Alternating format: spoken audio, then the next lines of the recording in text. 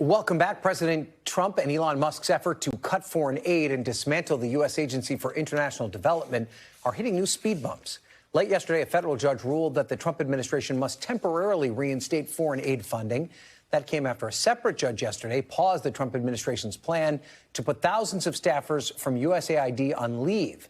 President Trump wants to shutter USAID as part of what he says is an effort to cut bureaucracy and save Americans money. USAID delivers billions of dollars in humanitarian aid and foreign assistance around the world, but accounts for less than 1% of the federal budget. Andrew Natsios, who served as USAID Administrator during the George W. Bush administration, testified before Congress yesterday about the importance of foreign aid and denouncing the culture war issues he says that are undermining bipartisan support for USAID. He sat down with NBC's Peter Alexander, who started by asking him if anything can be done to change that. A lot of damage has been done abroad by the names that AID has been called by Musk and his companions there, and it's reverberating around the world.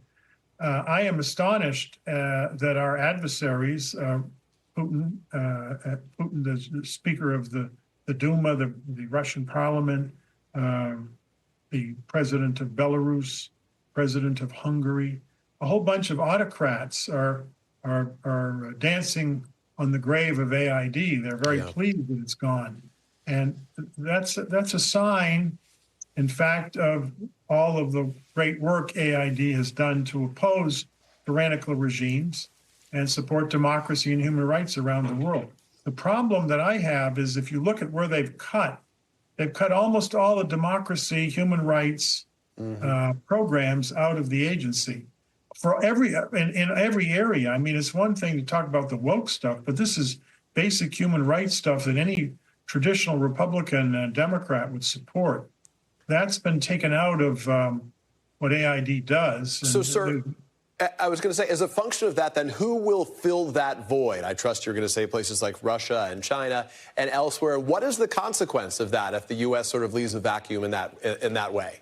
It's already happening. The Chinese ambassador to Cambodia apparently announced all of the gaps caused by AID's departure will be filled by China.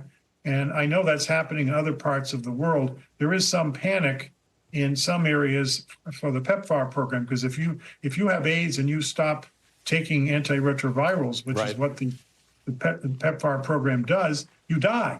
And I mean, 99% of the people die. And children there's a certain medication you take if you're pregnant, you have AIDS, you keep your child from getting it. If they don't take that medication, the child will be born with AIDS. So that program is frozen. They claim that there are waivers, and waivers have been granted for some humanitarian programs. The problem at this point is that the Phoenix system, which functions to generate checks, in other words, to fund the agencies, is not functioning.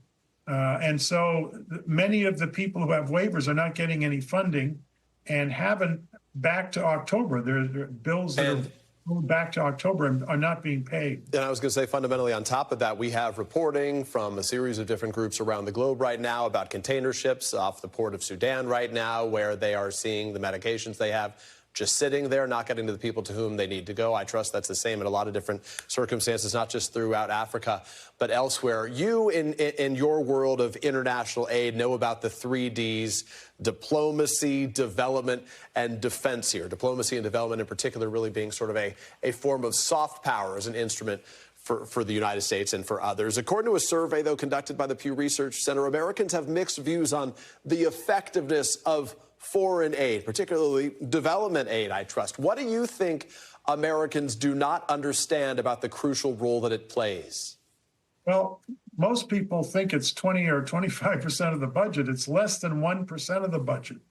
I think the first thing people say if they want to balance the budget, and the budget deficit is a huge problem. But you can't balance it by cutting aid out completely. Even cutting it in half wouldn't make that much difference.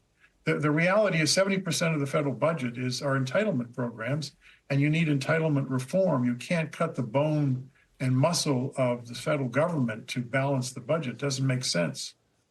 NBC News is reporting that with the dramatic downsizing that we're now seeing from the Trump administration, specifically as it relates to places like Africa, there would be a total of 12 AID employees to oversee all of that continent.